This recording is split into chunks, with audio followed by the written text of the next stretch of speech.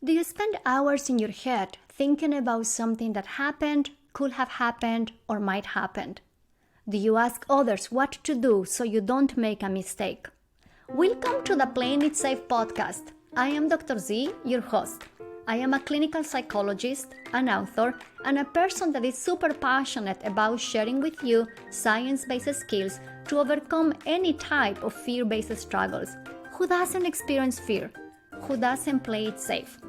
In this show, we will discuss how fear-based reactions happen in day-to-day life, how playing it safe behaviors look like, sound like, and feel like, how you can put into action solid tips from behavioral science to get unstuck from worries, fears, obsessions, and anxieties, and how you can start doing what works, what matters, and what you care about. Behavioral science doesn't have to be boring. Thanks for listening, and let's get started. If we hold onto the frame that to be human is to be anxious, how does anxiety become a problem? How do you go from worry about not being good enough to chronic states of worry? How do you go from feeling uncomfortable taking the elevator to developing an elevator phobia? What maintains a psychological problem? And what are the skills, the core skills that you can learn to get back into your life?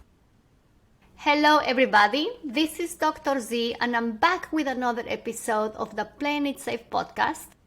If you are listening to my voice, you may be wondering why is she so excited? I'm super ultra duper excited because today I am sharing with you a special interview I had with my mentor, Matthew Mckay. I came to United States in 2001 and I brought with me 2 boxes of my favorite books. And one thing led to another. I ended up going to grad school. I had this class called Case Conference in which you present cases and you learn specific interventions to deliver therapy. And every time I look at Professor Mckay, I always thought that I knew him. I didn't know how come or what was the connection, but I always look at him and his face was very familiar to me. A year later, after my first year of grad school, I was moving from one apartment onto another one. I was packing my things and I noticed that 2 of the books that I brought with me from Bolivia were books that he wrote. I have been a fan of Dr. Mckay's work for many years. And I feel very fortunate that today I see him as a mentor and as a long life friend. One of the things that I very much appreciate and admire on Dr. Mckay is his commitment to alleviate human struggle. Whether you are dealing with anxiety, sadness, interpersonal problems, relationship problems, phobias, stress, or whether you are struggling not knowing whether you stay in a relationship or you get out of it, whether you apply for a new job or whether you change your career, Dr. Mckay is fully committed to do the best he can to help you to have a purposeful life. This has been my experience of having him as a mentor, as a friend, and as a person that has shown me the way many times in which I was lost. And today, you will hear directly from Dr. Mckay how he thinks of therapy, how he thinks of evidence-based skills that you can learn to target some of the most common struggles we face in our day-to-day life. If you have listened to the podcast, you may recall that a couple of months ago, I released an interview with Dr. David Barlow. Dr. David Barlow is a famous cognitive behavior therapist. And in that interview, I tried to understand how Dr. Barlow is thinking of transdiagnostic processes, mechanisms of action, or processes in general. Today, you will hear Dr. Mckay's take on processes. If anxiety is part of our day-to-day life, if we hold onto the frame that to be human is to be anxious, How does anxiety become a problem? How do you go from worry about not being good enough to chronic states of worry? How do you go from feeling uncomfortable taking the elevator to developing an elevator phobia? What maintains a psychological problem? And what are the skills, the core skills that you can learn to get back into your life? So in this conversation, you will hear what's a process, how a psychological problem becomes a problem, and what you can do about it. What are the core skills that you can learn? This is part 1 of my conversation with Dr. Mckay, so please listen to it. Take a lot of notes because there is a lot of insights and I hope you find it helpful. And make sure to stay tuned because next week I am releasing part 2 of this conversation. I wish you a lovely week. Thank you for your consideration with my work and see you next week. Bye bye. I feel grateful that we had a chance to collaborate once on this topic.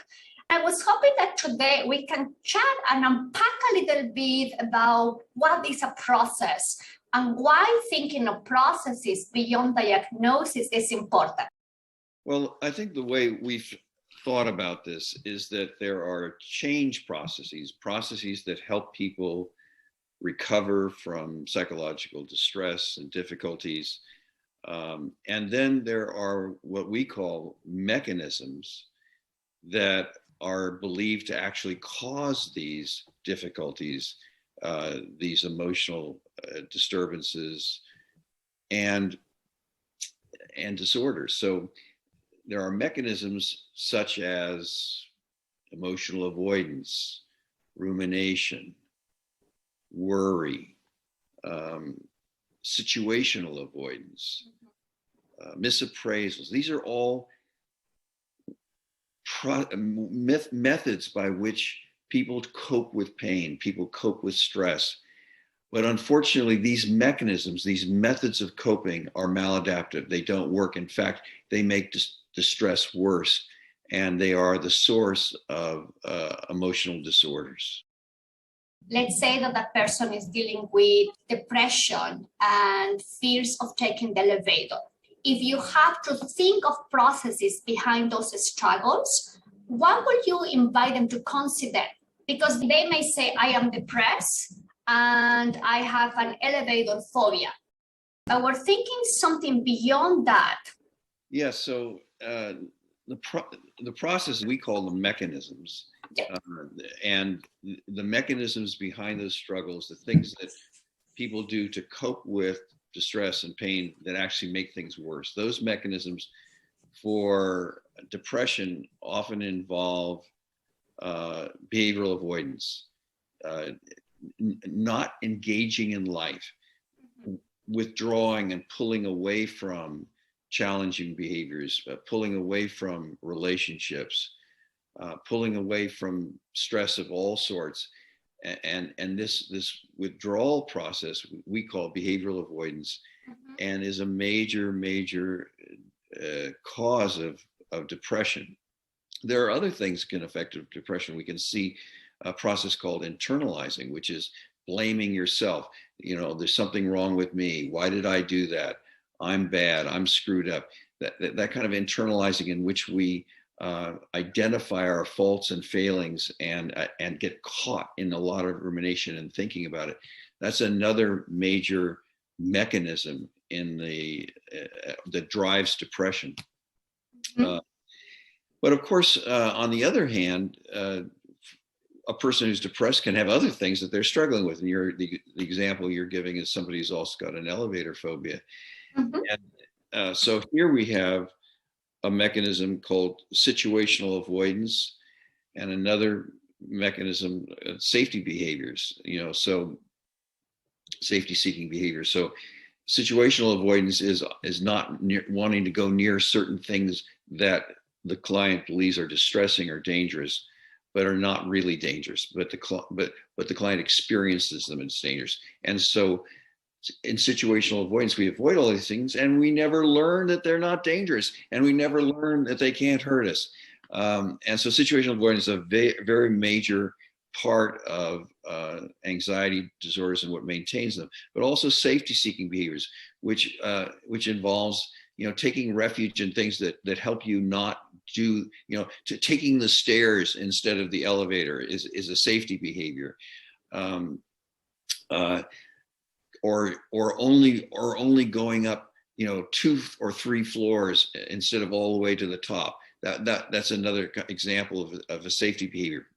Or calling somebody for reassurance to make sure that they think that it's okay and safe to go up in the elevator, or having someone go up in the elevator with you. These are all safety-seeking behaviors to help mitigate the anxiety and the sense of threat. So both of those things, situational avoidance and safety-seeking behaviors, are major drivers and are usually implicated in anxiety disorders. So for people listening to us, if they're dealing with a psychological struggle named depression or anxiety, the invitation here with this work is to go beyond that and look at what's the driver, what's the mechanism that it's really the source of this struggle. That's exactly right. And it's what maintains the problem. Because anxiety in the face of elevators is maintained by situational avoidance and safety-seeking behaviors. If we didn't do that, if we actually, began to actually take the elevator and use the elevator, the anxiety would gradually disappear, and we would lose a lot of that sense of distress. But more important than even the disappearing of anxiety is losing that sense that this is dangerous and threatening. We learn that this is not dangerous and threatening by actually engaging with it. That's right.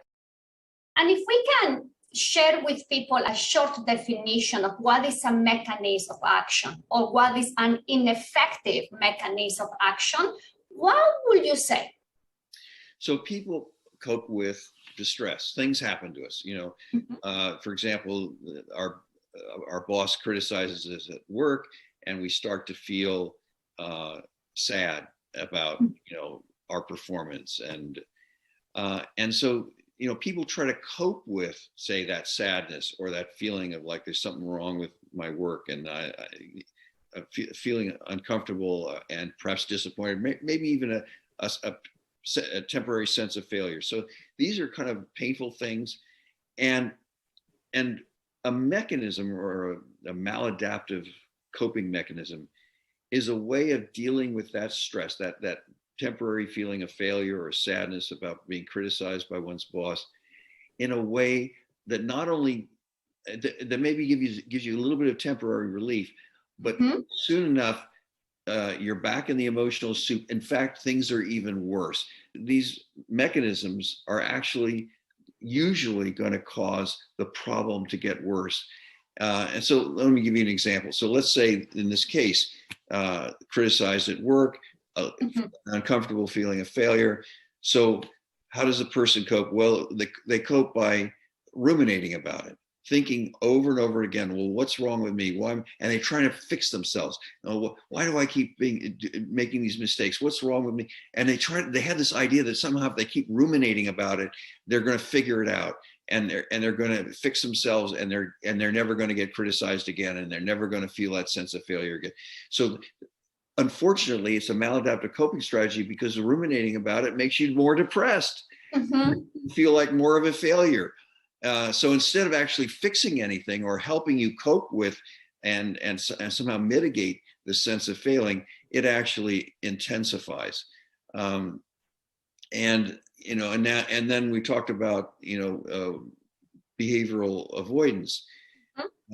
So I now start avoiding challenges at work, or I start avoiding my boss. I don't want to see my boss because I don't want to even be reminded of those critical comments or that sense of failure.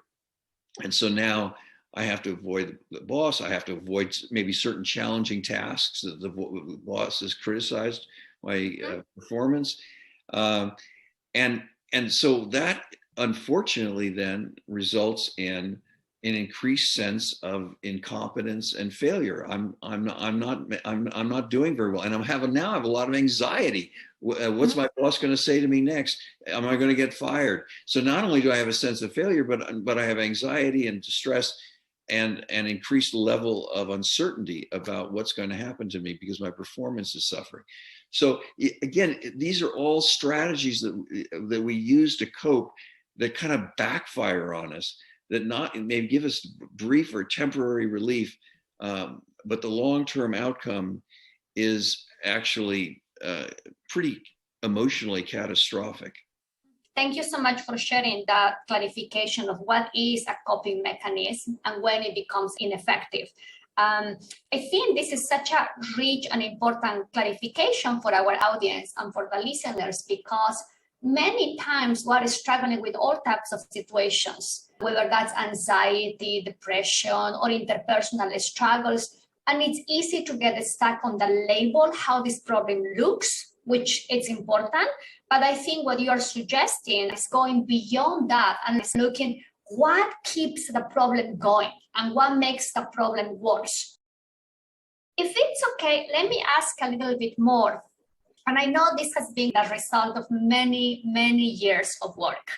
If people want to identify what are their ineffective ways of dealing with psychological struggles, how can they do that? Well, there is a measure that was developed to help identify 11 specific mechanisms, maladaptive coping mechanisms, that we believe cause most emotional disorders. And that mechanism is called the Comprehensive Coping Inventory 55. It's in the book, but it's also available free on the New Harbinger website, www.newharbinger.com. You can navigate to the Comprehensive Coping Inventory, and you can take it online. So it's available. It's in the public domain. It can be used, and of course it's based on years of research. It started with the research you yourself did, Patricia, back in 2007. Blushing time. You developed the original Comprehensive Coping Inventory and have been involved in a number of different iterations and revisions since then. And this is the most recent one that was also developed with the help of Erica Poole. So it's a well-researched metric that allows you to learn a lot about, anyone can learn a lot about how they cope with stress. And if they have elevated scores on one or more of these coping mechanisms, these ways of coping that don't work very well, that make things worse, there are very specific change processes, therapeutic processes, psychological interventions. These are all change processes that can target these specific mechanisms and reduce the level in which you use them and increase the ways that you use positive coping. So, so there's lots we can do to change the use of these mechanisms that are making us feel really bad emotionally. Will it be okay if we unpack one of these ineffective coping responses and maybe we chat about what would be the change process? Will that be okay? Yeah. Okay. You choose. You know, I think maybe 2-3 weeks ago, I sent a survey to people that follow my work.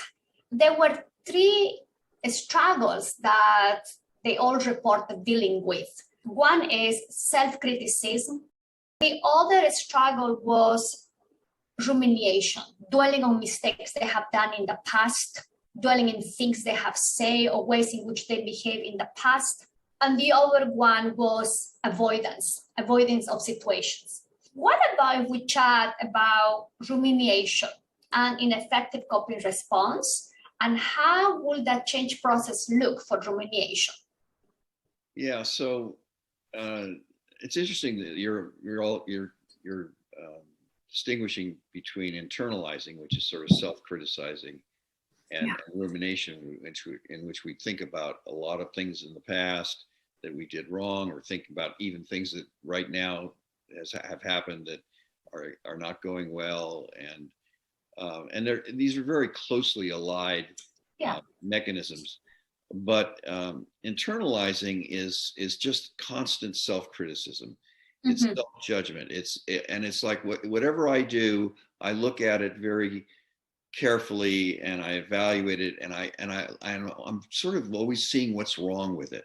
Mm-hmm. What's wrong with what I just did, with what I just said? Uh, what's wrong with me as a person? What's wrong with me as an employee? What's wrong with me as a parent, as a partner, and so forth? So I'm looking at always what's not okay about me. So that's and there's a very strong um, drive to do this for a lot of folks, because as I said, underlying that is the idea, if I keep criticizing myself, I'm going to fix myself, so I no longer have to feel shame and I no longer have to feel that there's something wrong with me. I'm going to perfect this flawed human that I am, and so if I keep criticizing myself, eventually I will make myself better. And what we're doing is doing exactly what parents do to their kids. Mm-hmm. Parents think that they're going to socialize their children to be good people and effective people and competent people by constantly criticizing them.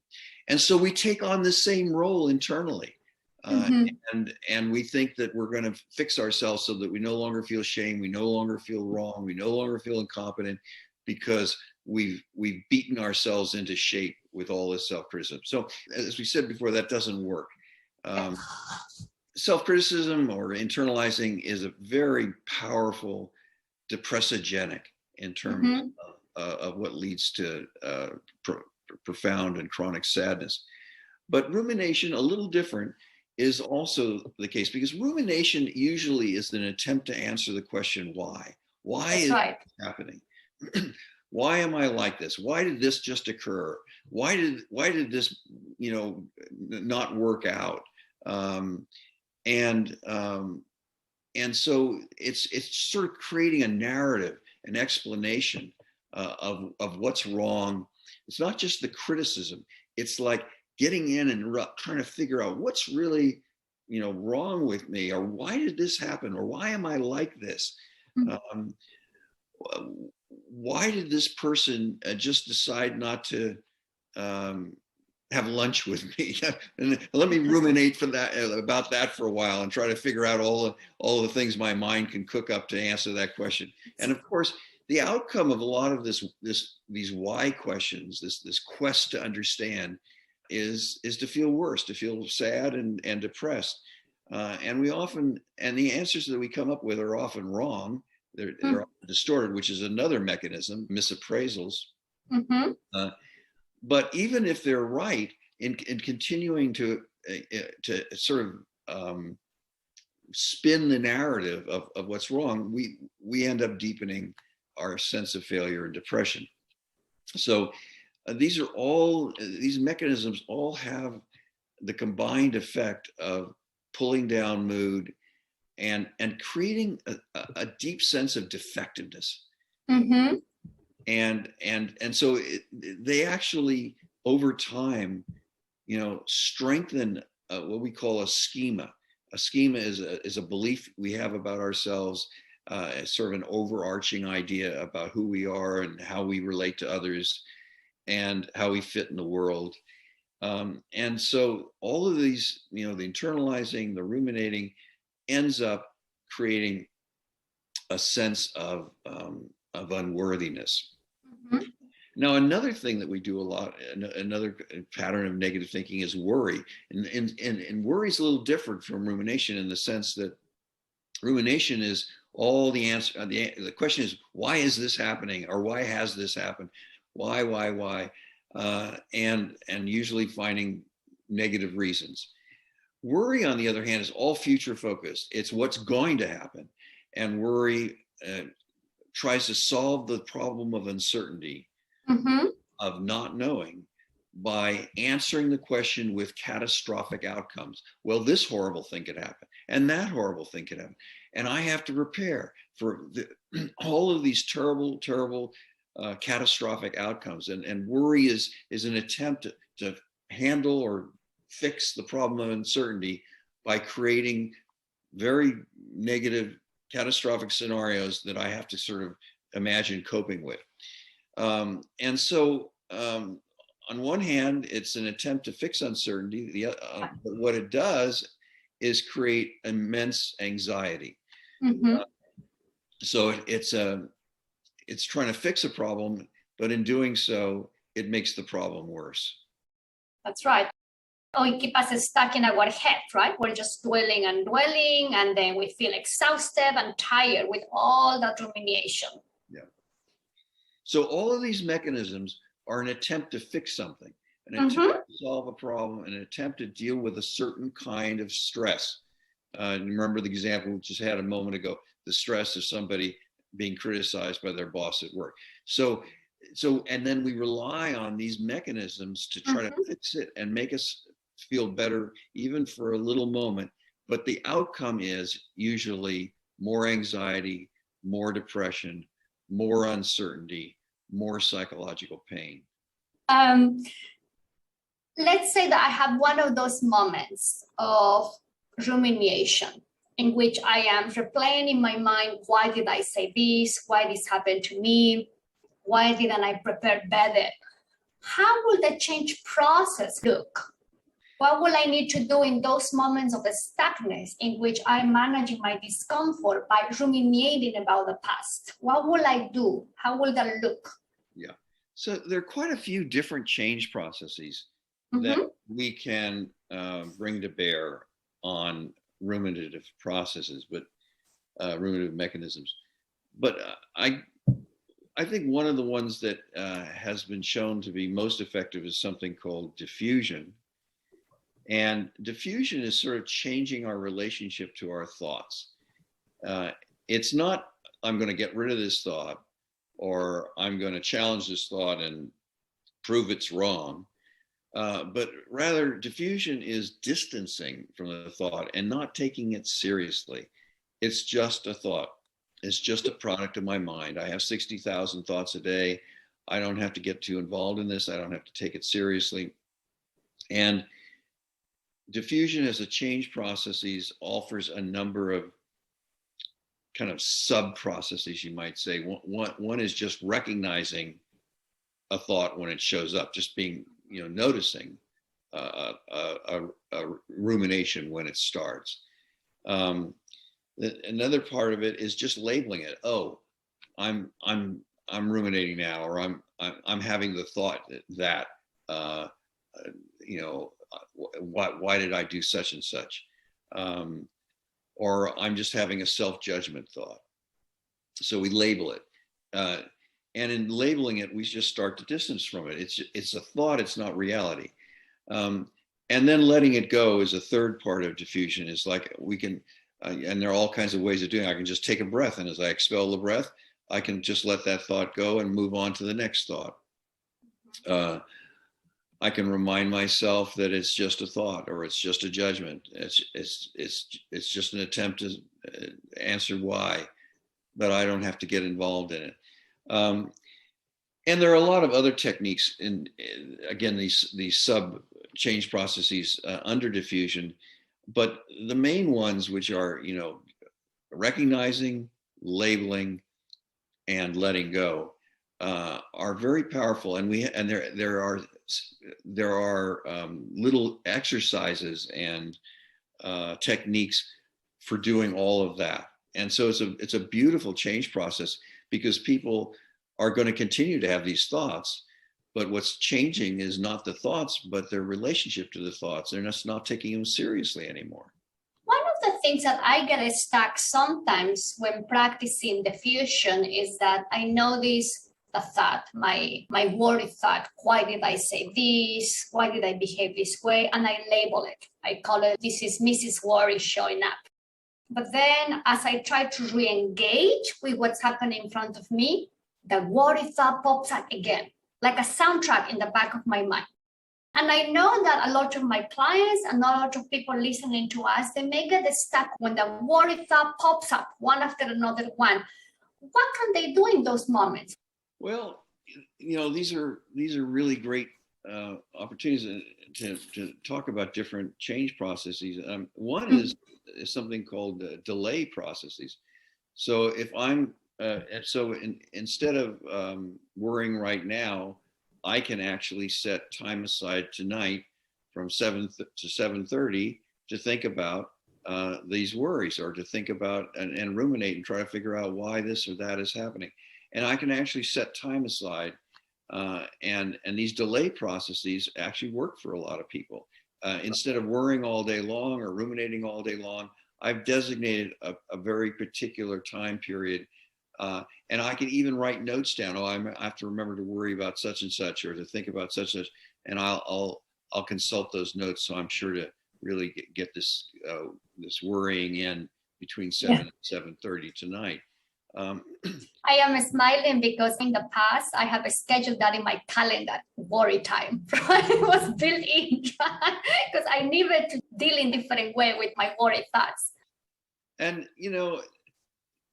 in some cases where a particular worry thought shows up over and over and over and over and over again. I mean, maybe a worry about health, or worry about a particular situation or outcome. Like I'm always worried I'm going to lose my job, or I'm always worried that some particular painful event might happen.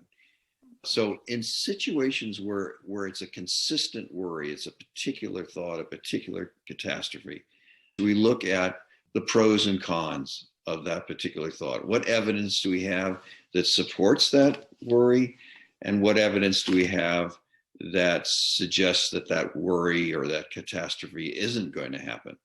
And we kind of examine that, and then we come to a sort of a conclusion. What level of risk is there? Can I live with this risk? What would I do if the worst thing happened? How would I cope? And so we kind of restructure our relationship, not so much our relationship to the thought, but we sort of challenge the thought, and we look at, again, evidence for and evidence against. And this is something we can do when the thoughts are repetitive, when it's a particular worry that's showing up over and over. Mm-hmm. I'm just going to say the word, Professor. Can I get your permission to ask you two sassy questions? Yes, absolutely. Thank you, Professor. So here are my two sassy questions. The first one is that the work of Francisco Ruiz and others are thinking of repetitive negative thinking as a way to capture rumination and worry, as a way to capture repetitive thoughts about the past and the future. But in the Comprehensive Coping Inventory 55, there is a distinction of worry and rumination.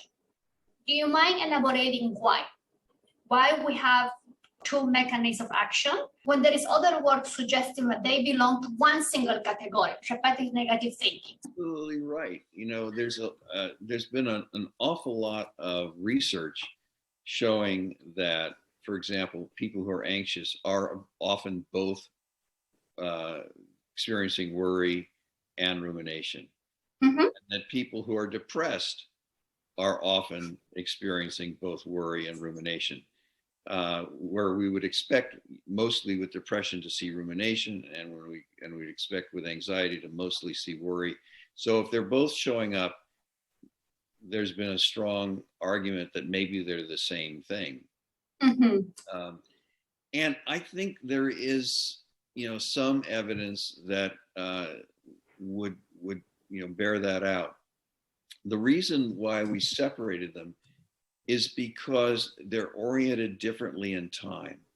Mm-hmm. Rumination is oriented toward the past, sometimes the present. Why am I feeling this? What's wrong with me? Why did I do such and such? Why am I always engaging in these failures? What's going on? And so these why questions primarily are focusing on the past and mm-hmm. and present moment, whereas worry, as we talked about a few minutes ago, is very much focused on the future and on catastrophic possibilities. Now, I think it's probably the same process, but temporally, time-wise, the focus is different, and people tend to recognize it as different. People recognize worry as associated with anxiety and this sense of uncertainty about the future and the sense that bad and awful things could happen. and it's always kind of future oriented, whereas the ruminators are really worried about or thinking about things that have happened or are happening, and trying to explain it, and usually explaining it in terms of very negative outcomes. This is happening because of this negative thing about me. Mm-hmm.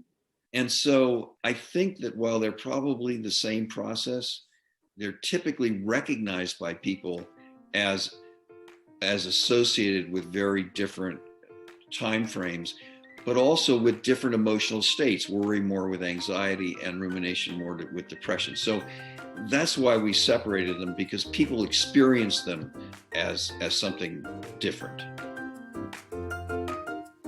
Thanks for listening. If you like this episode, I will very much appreciate it if you will subscribe and share this podcast with your friends. And if you're feeling extra generous, I welcome a review on Apple Podcasts. Show notes of this episode are in the website playingitsafe.zone. Make sure to subscribe to my newsletter so you can receive more tips to stop all types of unworkable playing it safe actions. See you soon!